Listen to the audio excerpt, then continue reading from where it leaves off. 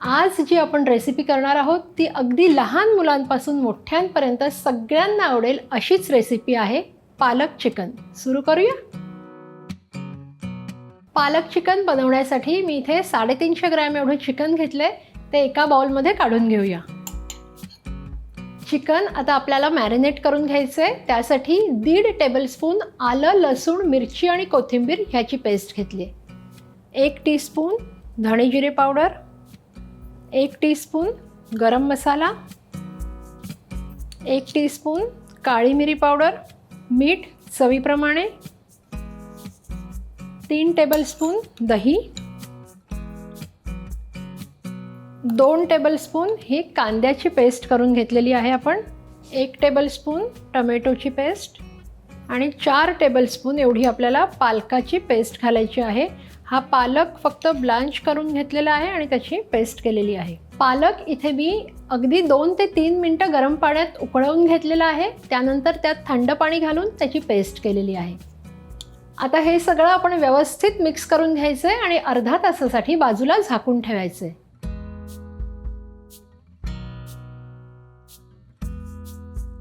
अर्धा तास झालेला आहे.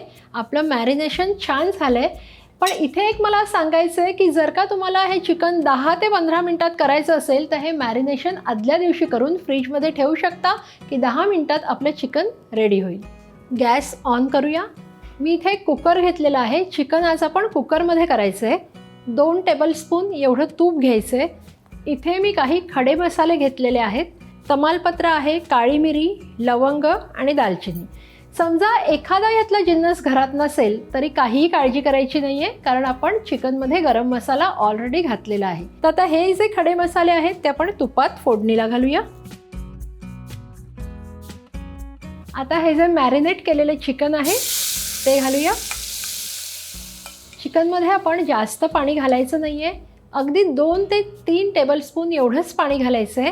तर हे जे भांडं होतं आपलं मॅरिनेशनचं त्याच्यातच आपण थोडंसं पाणी घालून घेऊया. आता कुकरला झाकण लावायचं आहे आणि 2 शिट्ट्या करून घ्यायच्या आहेत.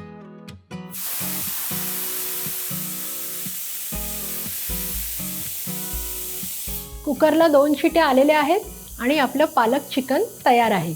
आता कुकरची वाफ गेली, थोडासा कुकर थंड झाला की आपण सर्व करून घेऊया.